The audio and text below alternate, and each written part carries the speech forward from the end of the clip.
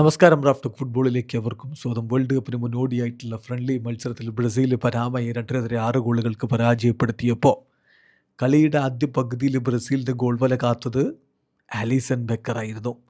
കളിയുടെ 13-ാമത്തെ മിനിറ്റിൽ പനാമ എടുത്തൊരു ഫ്രീ കിക്ക് മാത്യൂസ് കുഞ്ഞയുടെ ദേഹത്ത് കൊണ്ട് ഡിഫ്ലക്റ്റഡ് ആയിട്ട് ബ്രസീലിൻ്റെ വലയിലേക്ക് കയറി. എന്തായാലും ആലിസന് നല്ല കൂവൽ കിട്ടി. ആരാധകരുടെ ഭാഗത്തുനിന്ന് കൂവൽ.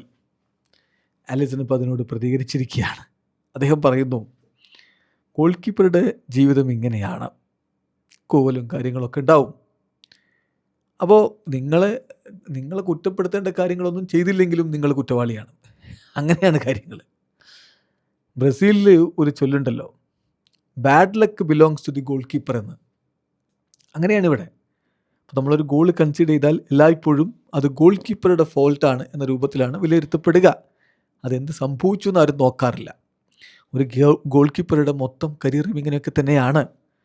അപ്പോൾ ഗോൾ കൺസീഡ് ചെയ്യുക എന്നുള്ളത് സംഭവിക്കാവുന്ന ഏറ്റവും വേസ്റ്റ് ആയിട്ടുള്ള കാര്യമാണ്. അത് എങ്ങനെ എന്നുള്ളതല്ല.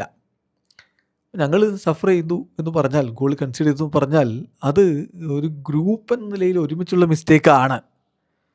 ശരിക്കും പറഞ്ഞാൽ ആ ഗോൾ ഒരു അൺലക്കി മൊമെൻ്റ് ആയിരുന്നു. ഒരു കാര്യം നമ്മൾ വർക്ക് ചെയ്യേണ്ടത് ഇത്തരം കാര്യങ്ങൾ വേൾഡ് കപ്പിൽ സംഭവിക്കാതിരിക്കാനാണ്.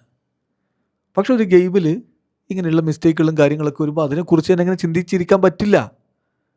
എല്ലാ കാര്യങ്ങളും നമ്മൾ കറക്റ്റ് അസസ്മെൻ്റ് ആയിക്കൊള്ളണമെന്നില്ലല്ലോ. സോ ആളുകൾ എന്ത് പറയുന്നു എന്ന് ചിന്തിക്കാതെ നമ്മൾ മുന്നോട്ട് പോവുകയാണ് വേണ്ടത്. സത്യം പറഞ്ഞാൽ എന്നിൽ നിന്ന് കൂടുതൽ ഡിമാൻഡ് ചെയ്യുന്ന ഒരാൾ ഞാൻ തന്നെയാണ് എന്നെ മുന്നോട്ട് അധികം പുഷ് ചെയ്യുന്നത്.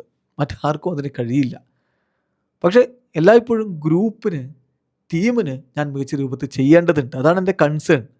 ടീമിന് ഏറ്റവും ബെസ്റ്റായിട്ട് ഹെൽപ്പ് ചെയ്യാനുള്ള ശ്രമമാണ് ഞാൻ നടത്തുന്നത് എന്നുകൂടി ഇപ്പോൾ ആലിസൺ ബെക്കർ പറയുന്നുണ്ട്. ഏതായാലും 45 മിനിറ്റാണ് ആലിസൺ ഗ്രൗണ്ടിലുണ്ടായിരുന്നത്.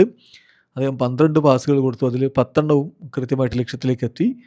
കൂടാതെ അദ്ദേഹം 3 നോർമൽ സേവുകളും ഒരു ഡിഫിക്കൽട്ടായിട്ടുള്ള സേവ് നടത്തുകയുണ്ടായി.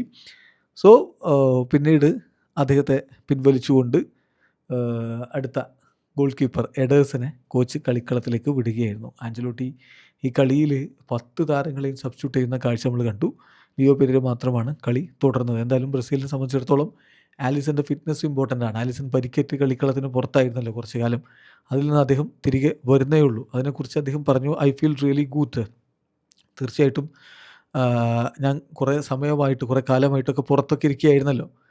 ഏതായാലും ഇപ്പോൾ എനിക്ക് വലിയ സന്തോഷമുണ്ട്. ഒരു സീരിയസ് ഇഞ്ചുറി എനിക്കുണ്ടായിരുന്നു. അതൊരു മസിൽ ഇഞ്ചുറി ആയിരുന്നു.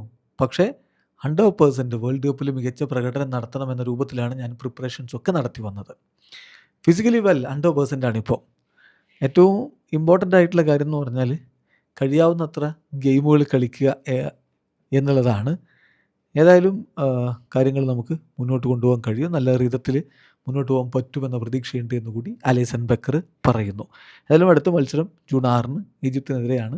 അന്ന് ആര് സ്റ്റാർട്ട് ചെയ്യും? Just wait and see. Videos അനക്കുന്ന ഫുട്ബോൾ ലോകത്തെ കൂടുതൽ വിശേഷങ്ങളുമായി റാഫ് ടോക്സിൽ എത്താം.